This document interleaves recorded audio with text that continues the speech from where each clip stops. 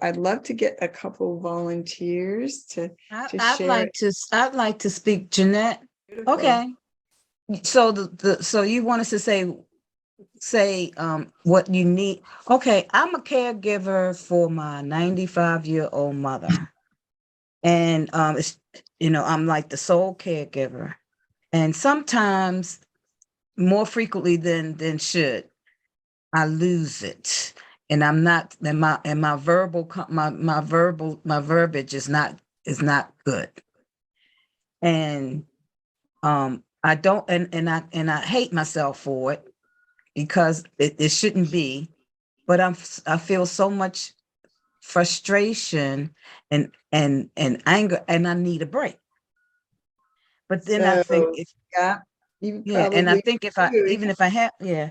So what I need is I need some help, some assistance. I need some caregivers to come in and I need something like I have one girl who comes on Tuesday, but I need something more regular. Right. And I need So somebody to come. right now, I want to bring you in, and I'm sorry to interrupt you. I just because I think yes, we can have work on the what you're gonna how you're gonna manifest those caregivers to be there for you. It's really good to recognize that you need help, and yet right now you don't have it yet. So Mhm. that's part of how it goes is if you are in the now as it is and start to there's a reason why you're here and being triggered by her. And we can't know what that is, except that it's here to wake you up. It's almost like life brings you what you need to evolve yourself back to just being completely connected to who you are and who they are, no matter what, in this unconditional, unseparated way. And you feel so bad when you separate and talk to her that way. And yet, we have people in our community who have completely changed their relationship with parents who drove them crazy and where they could hardly be around those parents, and now that person is almost their best friend.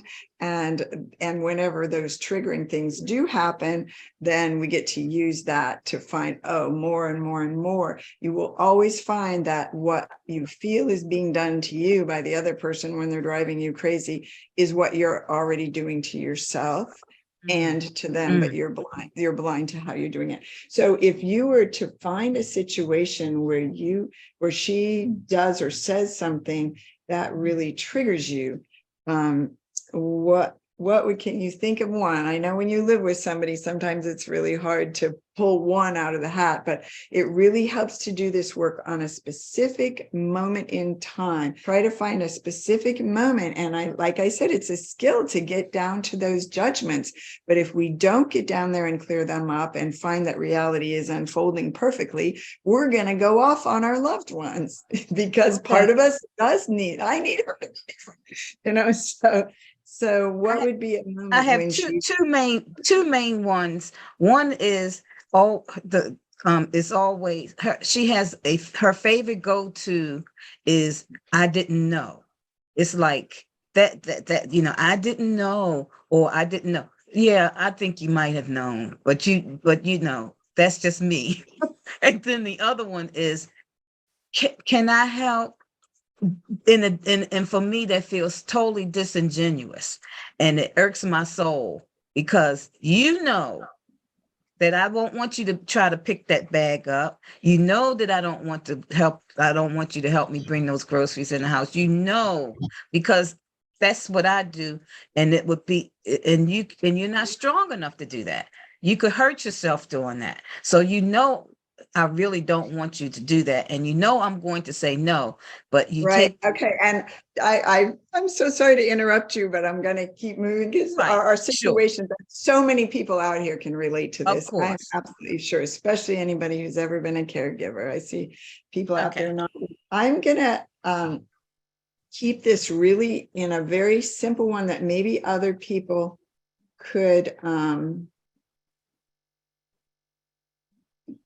relate to around your own situation, whether it's Valerie's kids judging her or someone else having a spouse who's always on the remote or whatever. We're going to do almost like popcorn work here, where Jeanette, would you mind doing a little piece of this work with me? And then we should be able to check it out with other people as well. Okay. Thank you. Right. So again, I see Valerie says I'm judging myself. And I've got a couple books coming out, and one of them really goes into my years of experience with people who are judging themselves. That is your go-to thing. But underneath, you're usually seething with resentment about something. I know that was true of me with my ex-husband. If I had had this work, I would probably still be married now, but I was always judging myself, trying to change myself, beating myself up, apologizing, but not being able to change. So people didn't take my apologies that seriously after a while. And But underneath all that judgment of myself, I was really wanting them to see me, really wanting them to support me, really wanting, whatever that is. So you might just be pissed off at your life situation even, I need life to bring me a job. I'm not sure what it is, but we really want to get down to any situation even that is able to trigger you. No matter how much work you've done on yourself, whatever is able to trigger you. So, Jeanette, if we were to use your situation with your mom, now imagine your mind's eye, maybe you can't find a specific one, but she's done it enough that she's saying, oh, I didn't know.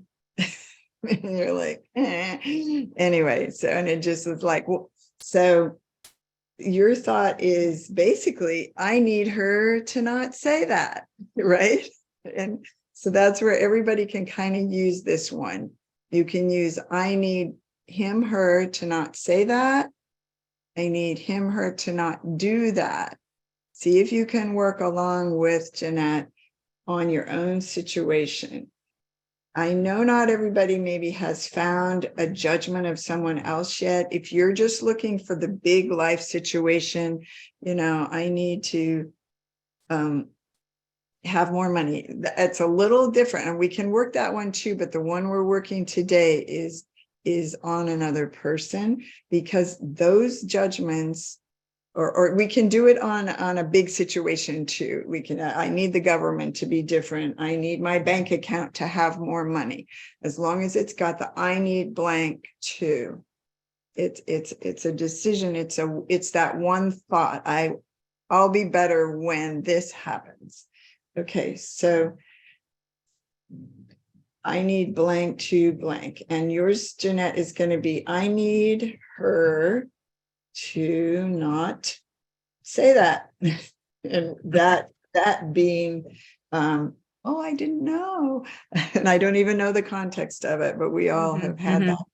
And then, okay, so I'm going to ask you the 4 questions. And again, we get to this later in the week where I will really teach you guys this work on Friday. On Thursday, we teach the wheel of self-love, what to do when you're beating yourself up. Right now, we're just focused on this one thought and what to do with that. So the first question, you need her to not say that. The first question, just a yes or no, no explaining. Just yes. Check in with yourself. Is it true? You need her to not say that. Is it true? Yes. Okay. You need her to not say that. And everybody do this on your own if you can, on your situation. I need her to not say that. Can you absolutely know that that's true? Can you absolutely know that that's what you need in that moment? Jeanette, can you absolutely know, and maybe you said it and I didn't hear you, that that's what you need, is for her to not say that? Yeah, I need her not to say that, and Okay. and maybe just a not yes say or no. Yeah, just a yes. Yes, I need her to not say that. That's great, because sometimes especially if you've done this work more, you'll be having something's got you really upset, and you write down the thought and you go, is it true? And you get a no right away. Well, no, that's not true. Or no, I can't absolutely know that that's what I need. So yes. You got 2 yeses. You are really believing that you need her to change. So we have our perfect situation here. Your mind can't see it another way. So by the end of this work, your mind probably will see it another way. So that question 3, first one was, is it true? Second one was, can you absolutely know it's true? And then how do you react, Jeanette, and everybody in your own situation? How do you react? What happens when you believe that thought? And I want these all to be I statements. Camera on you. In that moment, think of your specific situation. She said that. You don't need her to change. How do you react when you believe the thought that you need her not to say that? Negatively, I say things I shouldn't. Okay, so I react negatively. I say things I shouldn't. What else do you do? What do you do? What do you think about her in that moment? How do you treat her? Just tell us a little more. I can be very disrespectful. Yeah, and when you get right down to this and you're writing this workout for yourself, it's really important to say, I say blank to her. I mean, do you even have, what do you say to her when she's doing that? I'll say something like, sure, you didn't know. Sure, I'm sure you didn't know, sarcastic. So you get sarcastic with her. Yes. Good one. I'm sure we've all done that. And how does it feel in your body when she's like, she's doing and saying that, and you're believing the thought? Remember, it's not what she's doing, it's what you're believing. You're believing you need her to not do that. So I get tense and tight. My body gets tense. My eyes pop. Yeah. And what? My eyes pop. I'm like, no, she didn't, okay. I get very, very stiff. Actually say that again. Okay, so here's I want to just share with everyone that Byron Katie, who trained me originally in this work, what we're doing here, these 4 questions, and we're going to turn it around, is based on the work of Byron Katie. And she likes to say there are only 3 kinds of business in the world: yours, mine, and God's. God's being whatever is your perception of the all that is. My business is what I say, think, do, and feel. Your business is what you say, think, do, and feel. So whose business are you in when you believe the thought, I need her to not say that? Mine. Well, if what you say, think, do, and feel is your business, and we're looking at what she says, and you're saying, I need her to not say that. So my sense is that's her business. What she says, what she thinks, what she feels, what she does. And anytime we are in another person's business or God's business, we're going to be hurting. We're going to feel separate from the moment as it's unfolding, because we're not in charge of that. She's going to show up how it shows up. So does that make sense? Okay. Yes. It does. It's radical to figure that out. You can just go, oh, whose business am I in? Okay, my business is how I'm reacting to her. And which is what, which is probably why it results in guilt, like tremendous guilt. We go so much further though, because how you're showing up it's like it's not your fault. Those reactions are wired in there. You don't say to yourself, oh, I think I'll be mean to my mom right now. It's like you have a knee-jerk reaction, a survivor wiring comes in that feels like she's the enemy, and something comes out of your mouth that you later regret. But again, even though putting the focus on us is our business, in some ways, I think it's all God's business. It's all bigger than us. We do not consciously create the thoughts that drive our behavior, where we say, oh, I think I will think this now. No, the thought just comes in. And that is what has helped me so much with beating myself up and with guilt and regret. I really call myself queen of regret, because I was the best. I could lay awake and beat myself up over things. But once I realized, oh, I didn't create the thought, but as long as I was believing that thought, I couldn't have acted any differently. So you're actually And you're actually believing the thought that you need her to not say that. You even said twice, yes, that's true. That's what I need. So you're truly believing that. And then she seems to disrespect you by continuing to say that stuff and minimizing whatever you're trying to accomplish there. And then she says that. So everybody just think That's about interesting. now, ask yourself, whose business are you in when you say, Wow. are you in the business of the government? Are you in the business of the amount of money that shows up in your bank? Are you in the business of the weather? Another person? Whose business are you in? And that's basically telling those littlest parts of you. It's like you're saying, oh, honey, we're not going to be okay unless. Question 4 here is really important, where you see yourself, Jeanette, in that exact same situation. She's sitting in the same chair. She's saying the same thing. You don't need her to change at all. The brain needs to see that it was your thought and not her behavior that created all your reactivity. So we're going to ask, and this is what's so genius about the kind of mindfulness, that this is a meditation. Once you start doing this, my thoughts got so quiet. I had the most running mind, and you can really focus. So question 4 is, who would I be without that thought? So exact same situation, but you just don't have the thought that you need her to not say that. What would that be like for you if your mind just had never, ever come to believe that? Okay, kind of go over that one more time, kind of. Yeah, you don't have to lose the thought or change it, but just imagine a you in that exact same situation, that the part of your brain that can think the thought, I need her to not do that, is just gone. You can't think that thought. Who would you be then? There she is. Look at her little face. And she says that thing. And who would you be without the thought that you need her to not say that? What would that be like for you? That's an interesting question. It is. It is. And I think that the reason I react that way is deep. I think it It goes deep. is. It goes along. It's more than just the moment. It's the reason I react that way is because of a history.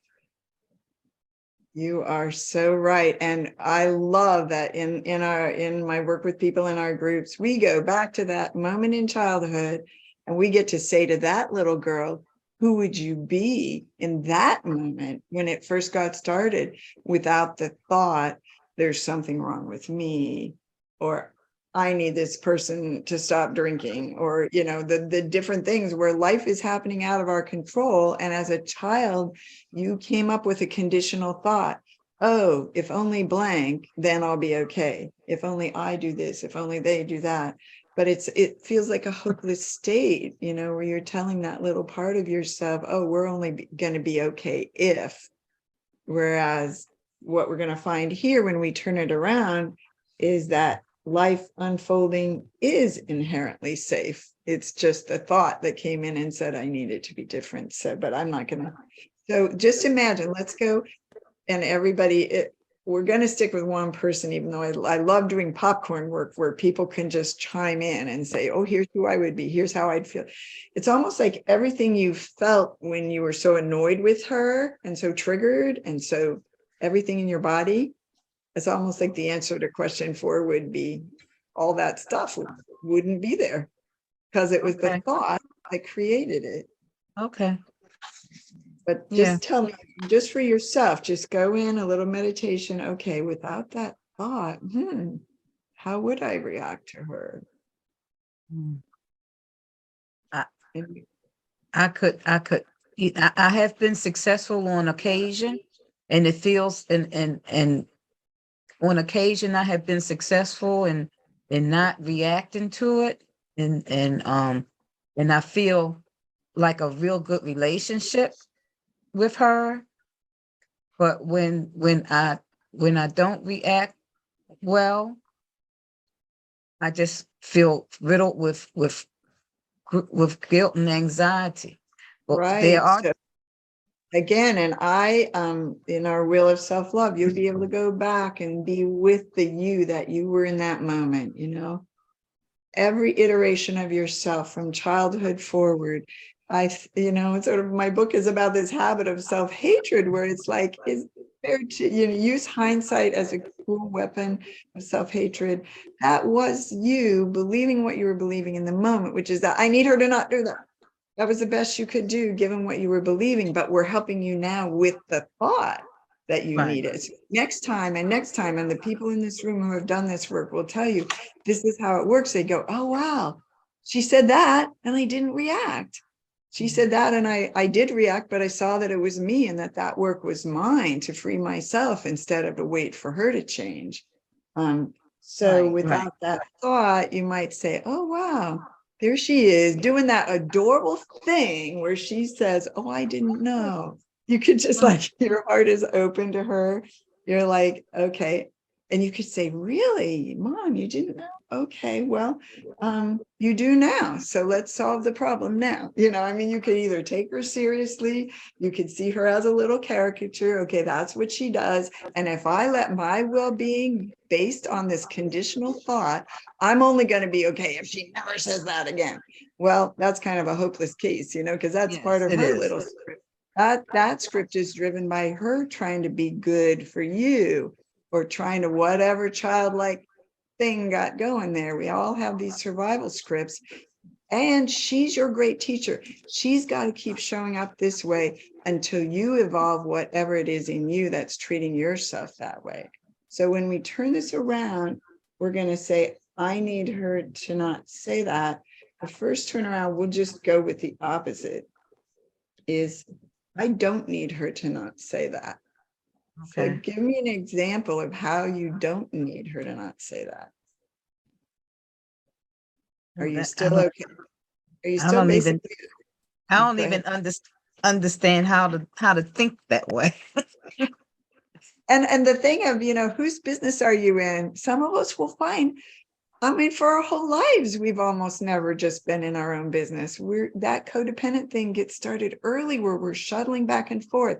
That's why I showed the slides about the baby thing. It's like, oh, I need them to, and then I'll be okay. And so everything is posturing or reacting or trying to get them to, because we've been running our lives from over there. We'll talk later in this week about defensiveness. Oh my goodness, if you've ever had a spouse see you in a way that you don't want to be seen, and just the level of rage that could come out, or just how much. So defensiveness is a gold mine. And we have a little happiness hack or ebook about what to do with defensiveness that totally will show you how you're treating yourself. Those littlest parts of you are going, when are you going to stop doing this to me? Whereas you feel like other people are doing it to you, but it's actually you doing it to yourself. So in this case, the turnaround for I don't need her to stop saying that could be, I don't need her to stop saying that because she's still saying it. That's the reality of it. It's like, how genius is that? If you would say she shouldn't stop saying that, the turnaround for that, which y'all are going to learn later this week, is, well, she shouldn't stop because she's not. Right. She shouldn't stop until she does. I'll know when it's time for her to stop when I see her stop. That's God's business. So it might be that most of the time she's not saying that. And when she does, okay, that's when she needs to, obviously, for whatever reason, whether it's as your teacher, so that you get to, I was able to just clear up so much about my own mom before the end of all the ways. Oh my God, she had this one tone of voice where when she did it, I just went crazy. And by the end, it was like, it was fine. So it's always, we're working our own side of the street, and the ones that push our buttons are our great teachers. They bring us the situation so that we can not only maybe see where that childhood wound happened, and sometimes we will never find it, we can still rewire the thinking. So if you turn it around is another turnaround, and I'm sorry just to bowl through this. Usually we get a lot more participation from in retreats in our small groups, that we'll have time for that afterwards. I want you to all share what you're getting out of this. So the turnaround to the self is, I need me to stop saying that.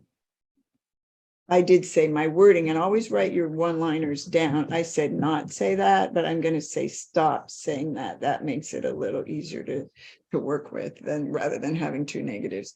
So I need me to stop saying that. So let's ask Janine, where in your life do you kind of have this little clueless, didn't know? Do you do that somewhere in your life with her or with someone else or even with yourself? It'll be interesting to just sit with that meditation and say, where do I play the I didn't know game? And not with blame. It's just like, oh, okay. So the people that, with Valerie's situation, I want my kids to not think I'm a hoarder, just to know that I'm going through a difficult time. Well, I want me to stop being so hard on myself. That paralysis you're talking about, Valerie, is from the cruel self-talk. And when you find that, no, I need to show up exactly as I am, because that's all there was. I should have blank. I should have cleaned my room by now. Well, I shouldn't have, because I didn't. You start to become the observer of life as it shows up. Watch your monkey mind playing God and saying, this needs to be different than it is. That one thought, I should have cleaned my room yesterday. My team would say, I should have had the workbook done for you guys, whatever that is. But then we start to trust in the unfolding of exactly the way it is. Well, no, I shouldn't, because I'm not. Let me hold myself. I'm thinking, Valerie, you're in such a difficult situation right now. Of course you're paralyzed. Of course, there might even be a childhood thing where you just can't move, or the clutter is part of a safety thing, or who knows what's going on. But when you become the hero you've been waiting for by going in, I have one of my year-long groups is called the Aligned Action Adventure, where people could have done this work for a lot, but they still haven't cleared up some big thing in their life, like, oh, by the way, I still hate my husband, or I haven't lost that weight, or whatever that is. And we actually name an action, and then we look at, okay, by tomorrow, I'm going to make that phone call to move to help my tax situation, or whatever that is. And then it's like, guess what? They don't make the phone call. And then we don't just beat ourselves up. We go, oh, why didn't I make the phone call? So each day you do a self-accountability. Oh, I didn't make the phone call. Instead of beating yourself up, you go, what was I thinking and believing that kept me from making the phone call? Oh, I was scared of this big government organization, and that I'm going to get really bad news and I won't know how to deal with it. So you first help the parts of you that feel little or scared or resistant, and then the rest just flows. You can just trust the timing of what shows up. But your main job, and the same way I did in building this spectacular house, my only job was to keep getting out of my way when the refinances fell through, when the architect got the ceiling height wrong, and we had to, just whatever. And the same. So when you start getting that, so get back to the turnaround, just your job, everybody, is to look and see, how are you doing to yourself what you thought was being done to you? So, and then I don't need her to stop. I need me to stop saying that to myself, and I need me to stop saying that to her. So I won't go any more into the nuts and bolts of those turnarounds. You'll learn those on Friday, but we are going to learn also on Wednesday more about what we do in general to help out with the thinking. And tomorrow's going to be the 5 thought types. But for now, I would love to hear, Jeanette, do you have a little bit of a different sense of it? I know this was a tiny situation, but the next time she says that, you might have a little chuckle. You might put the camera back on you and say, what am I thinking and believing right now? Oh, I don't know. What do you think? It goes back a long way. It goes back a long way with me and her, with her and I, and what I think of her. I think that this has been her go-to forever. And yeah. and to be the little innocent I didn't know, and soliciting other people to do for her and to do her thinking for her and stuff. And it irks my soul. And I Oh, have to, the yeah. cost to you as a child and how you now get to go back and work that thing and be the parent that she never was for yourself. You really, this will totally take you there. Just turn everything around where you get to have a mad love affair with yourself. You might even make some changes in your situation with her. And at the same time, you might just feel way less triggered by her, finding the innocence in her too, even though, yes, she maybe shirked a lot of parental duties, and yet she was out there believing her thinking at the time too. We'll start to find that the worst that's ever happening is people are believing their thoughts. And so we can get to forgiveness and acceptance really quickly. However, that doesn't mean you're condoning anything, but you also find where you can make amends, even though you may be forgiving yourself. You also are big enough to care that you may have caused pain along the way without beating yourself up. Oh, given what I was thinking and believing, I can see that I did blank. So I've kind of forgiven myself. I stand with, by, and for myself, and I care that I've done something hurtful to you. How can I make amends? So it's just so different than needing them to forgive us. Oh, please forgive me. It's like, no, I see what I did. I'm so sorry. I see the cost to you of that. I'm working with the thinking that caused me to react that way. And people, feel so safe around that.